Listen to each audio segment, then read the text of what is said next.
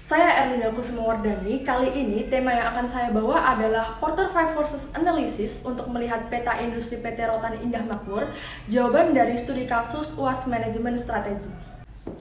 Model analisis bisnis Porter Five Forces ini ditemukan dan dikembangkan oleh Michelle Porter yang dituangkan juga dalam bukunya bertajuk Competitive Strategy: Techniques for Analyzing Industries and Competitors yang dipublikasikan pada tahun 1980. Berikut ini adalah gambaran dari kerangka Porter Five Forces Model. Di setiap bagiannya memiliki nilai analisis yang mewakili faktor-faktor pendukung bisnis. Jadi, Porter Five Forces ini digunakan untuk menilai efektivitas dari suatu industri. Dalam kasus ini, PT Rotan Indah Makmur merupakan perusahaan yang bergerak di industri ekspor mebel dengan memproduksi berbagai gaya furnitur anyaman rotan berkualitas tinggi ke berbagai negara seperti US, Eropa, Uni Emirat Arab, dan Tiongkok. Produk-produk yang dihasilkan dari usaha ini 100% semuanya dijual ke luar negeri. Nah, selama pandemi ini justru permintaan furnitur semakin meningkat tajam sebesar 50% dibandingkan dengan kondisi sebelum pandemi. Di dalam kegiatan usahanya, PT Rotan Indah Makmur juga memperkerjakan sebanyak 300 karyawan. Sedangkan pandemi COVID-19 ini telah berdampak pada kinerja industri mebel dan kerajinan nasional, di mana industri yang terkena imbas paling besar adalah industri penjualan ekspor karena kelangkaan kontainer yang merembet pada melambungnya biaya ocean freight rate. Hal tersebut juga diperparah dengan semakin terbatasnya cargo space kapal berakibat pada penumpukan barang di gudang dan bahkan bisa melebihi kapasitas gudang yang ada, sehingga mau tidak mau PT Rotan Indah Makmur ini harus menyewa atau membangun gudang tambahan yang menyebabkan bengkaknya biaya pengeluaran perusahaan. Di sini, saya bertindak sebagai salah satu tim manajemen strategi PT Rotan Indah Makmur. Saya memiliki strategi dan perencanaan model bisnis Porter Five Forces untuk dijalankan PT Rotan Indah Makmur agar mampu stand out di kondisi tersebut. Pertama-tama, kita harus menganalisis internalnya. Pada sistem operasional, tata letak PT Rotan Indah Makmur ini berada di negara Indonesia yang memiliki posisi sangat strategis di antara dua samudra yang merupakan rute pelayaran kapal-kapal internasional sehingga dapat mempermudah proses ekspor. Selain itu, jumlah karyawan PT Rotan Indah Makmur ini mencapai 300 orang yang dirasa sudah sangat cukup untuk mempermudah proses bisnis karena SDM yang sesuai dengan kebutuhan. Akan tetapi, dengan melonjaknya biaya ocean freight rate, ini juga dapat mempengaruhi operasional keuangan perusahaan, di mana untuk menggaji karyawan dan juga untuk melakukan proses produksi.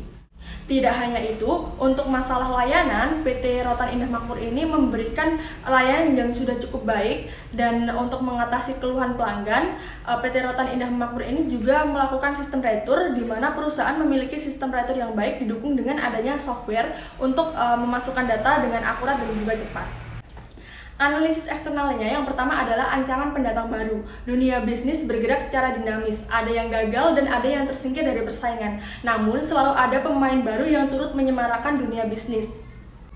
Produk yang ditawarkan oleh PT Rotan Indah Makmur tidak semuanya berbeda dengan para kompetitornya. Ada beberapa produk yang sama dengan para kompetitor. Identitas merek produk milik PT Rotan Indah Makmur dirasa cukup dikenal di masyarakat, walaupun tidak semua produk yang dimiliki perusahaan memiliki identitas yang kuat. Dan juga dalam proses pendistribusian ekspor, jika banyaknya pendatang baru di bidang usaha yang sama, akan menyebabkan kelangkaan kontainer karena penuhnya permintaan aktivitas ekspor furniture.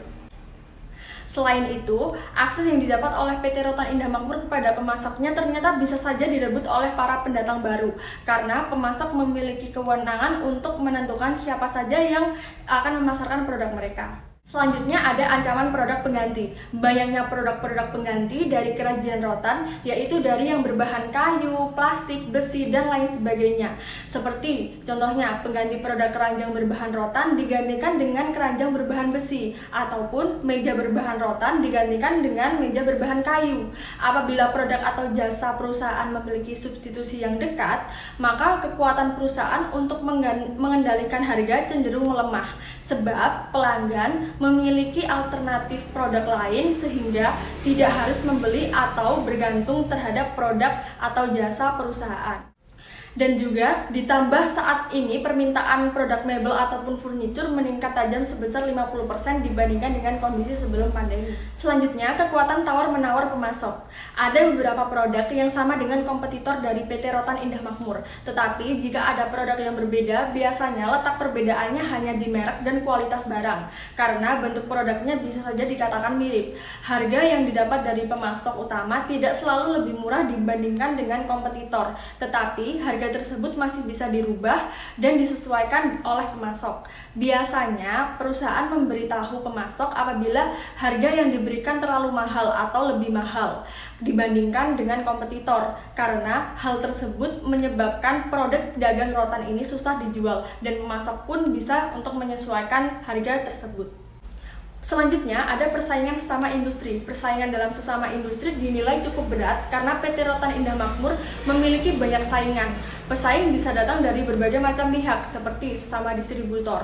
Ada beberapa distributor yang menjadi kompetitor. Hal tersebut dapat terjadi dikarenakan pertumbuhan industri mebel yang mengalami kemajuan dengan sangat cepat. Apalagi dengan ditambahnya banyaknya merek-merek baru pada pasar membuktikan mengenai pertumbuhan industri mebel. Persaingan tidak hanya terjadi pada produk yang sama, tetapi persaingan juga terjadi pada kompetitor yang memiliki produk yang serupa tapi tak sama. Bisa dikatakan berbentuk mirip tetapi dengan merek ataupun harga yang berbeda. Dan juga dengan adanya perang dagang antara US dan juga Cina mengakibatkan potensi dampak kegiatan bisnis PT Rotan Indah Makmur untuk mengekspor karena terjadinya eksesif demand oleh masing-masing negara terhadap produk dari Indonesia. Analisis eksternal yang terakhir adalah kekuatan tawar-menawar pembeli. Volume pembelian konsumen memang mempengaruhi profit perusahaan, apalagi konsumen dari PT Rotan Indah Makmur ini berasal dari luar negeri.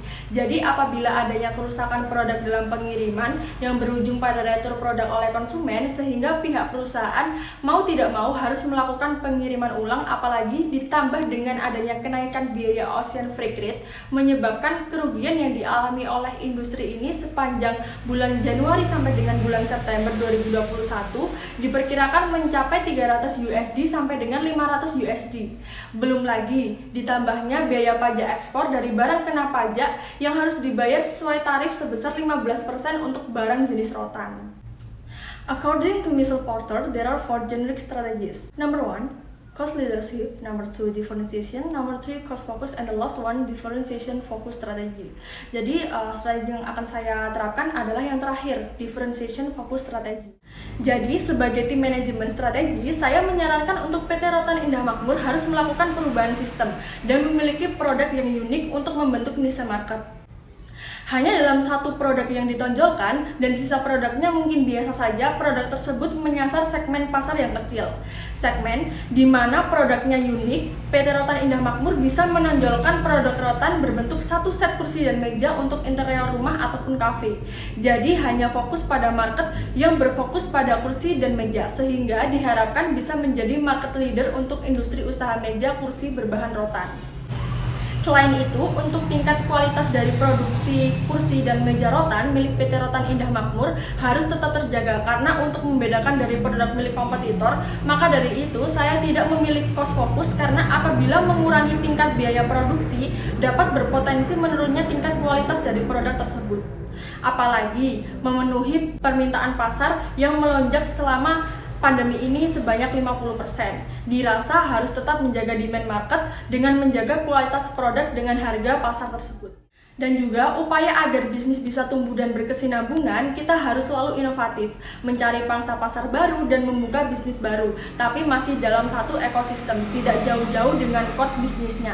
Nah, di sini PT Rotan Indah Makmur bisa saja berkolaborasi dengan perusahaan yang bergerak di home industry untuk membuat bundling rumah beserta isinya, dan lebih mengarahkan kepada bisnis yang bergerak di B2B. Seperti orang Jepang menyebutnya Kaizen, yaitu continuous improvement, artinya perbaikan secara terus-menerus, dan fungsinya agar usaha furnitur ini tetap growth sehingga revenue perusahaan tetap stabil, bahkan bisa meningkat. Dari usaha B2B PT Rotan Indah Makmur juga dapat melakukan investasi dengan perusahaan pelayaran untuk memperlancar eksportir ke luar negeri.